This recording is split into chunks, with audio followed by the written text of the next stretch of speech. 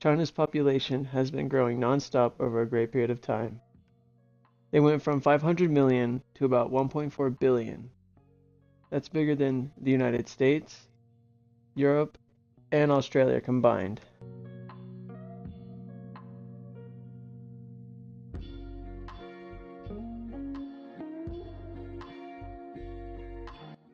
Due to the constant growth of China's population, China's government had to come up with a plan. Their plan was have the one-child policy. China's one-child policy was part of a birth planning program designed to control the size of its own population. It set a limit on the number of children a parent could have to only one, the world's most extreme example of population planning.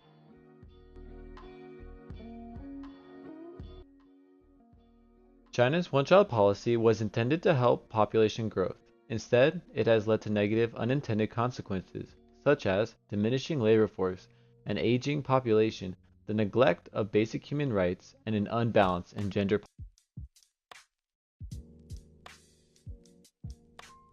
The policy was generally a good deal at first that brought many benefits to the society.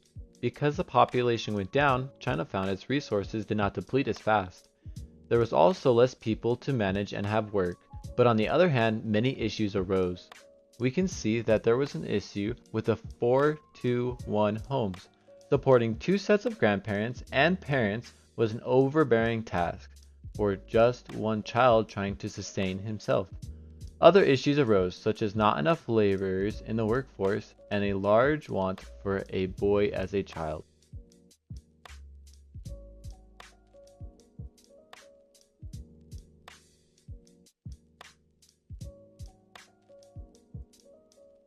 We decided to get some professional help. I didn't know the one-child policy was still in place in China, but the one-child policy was an attempt to population growth in China, and it was focusing on, unfortunately, males rather than females. So they created a shortage in females, so they actually ran into some problems in some parts of China where they didn't have enough females to keep the population consistent. So as far as how I think it would help the population, I think education is always better than governmental policies. Well, at the moment, they instated a two-child policy.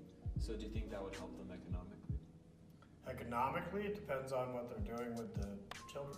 I mean, China has limitless resources as long as they trade with other people, but in China, since it's so large, enforcing that type of policy is virtually impossible, like the one-child policy, because there are rural places that nobody would ever be able to go to.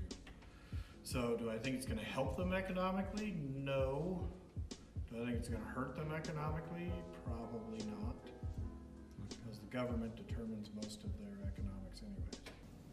I mean, China has limitless resources as long as they trade with other people, but in China, since it's so large, enforcing that type of policy is virtually impossible, like the one-child policy, because there are rural places that nobody would ever be able to go to. So do I think it's going to help them economically? No. Do I think it's going to hurt them economically? Probably not, because the government determines most of their economics anyway. Sweet. But how did they enforce this policy? A bureau that they set up, which is just in charge of population control, and they would send people out to see how many children those people had. But of course they would know they're coming, so many of the people would just hide their kids or have them run off into the woods, etc. So it is virtually impossible to enforce. The only people that followed the policy were the people that believed in it from the beginning, because it is less economically stressful as a family to only have to raise one kid as opposed to several.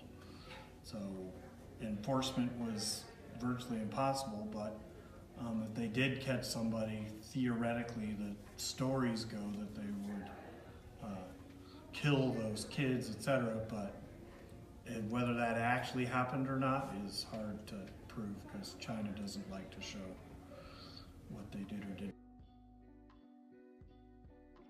Furthermore, will this affect other countries? About it, if the countries that trade with China, yeah, they'll probably be super happy because there's more people to trade with. The countries that don't trade with China will become increasingly concerned because China controls a large percentage of the total world population. So that can lead to China becoming more of the economic powerhouse than they are now.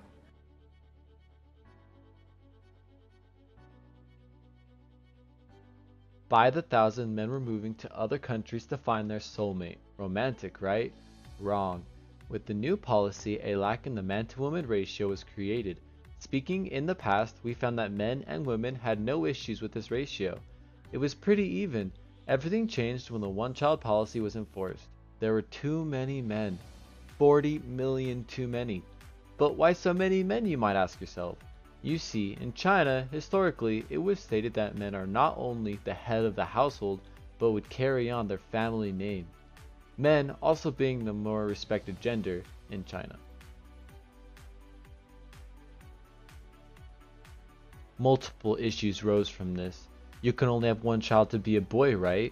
To grow into a strong man and carry on the family legacy.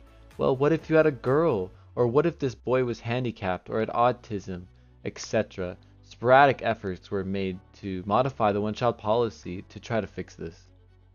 How about an opinion right from the source?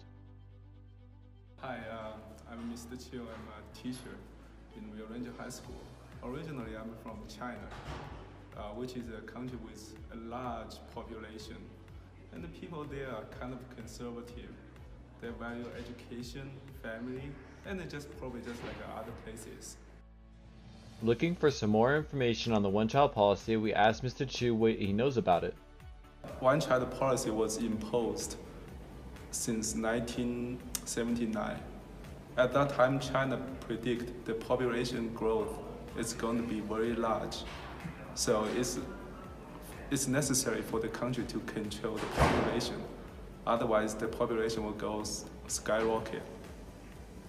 So one-child policy is mean to control the population, make it at a level that country can stand. But what is Mr. Chu's opinion on this topic? Family can only have one child. Some kids, they want to have more siblings, but that option was eliminated.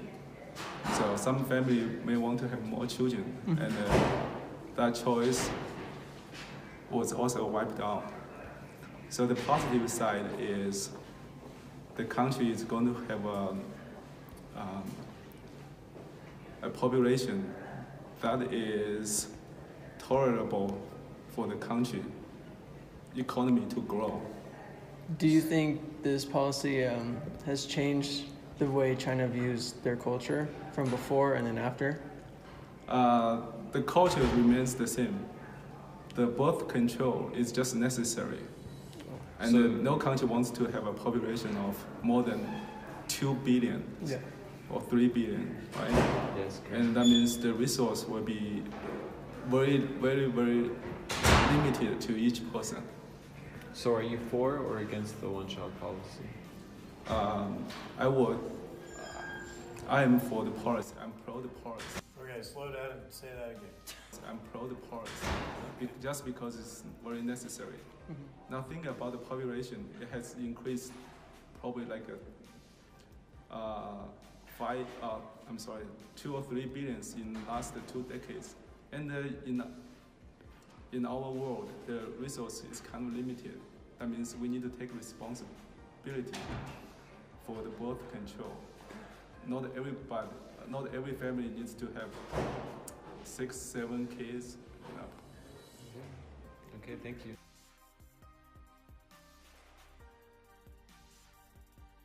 The one-child policy in China has affected China socially, politically, and economically, but even more than that, it has affected China's people's rights and responsibilities. By creating this policy, the Chinese government has taken away their choice. The government, overstepping its authority into the personal life of its citizens, proved ineffective in the total well-being of the nation. Because of this, it has damaged the society economically and socially.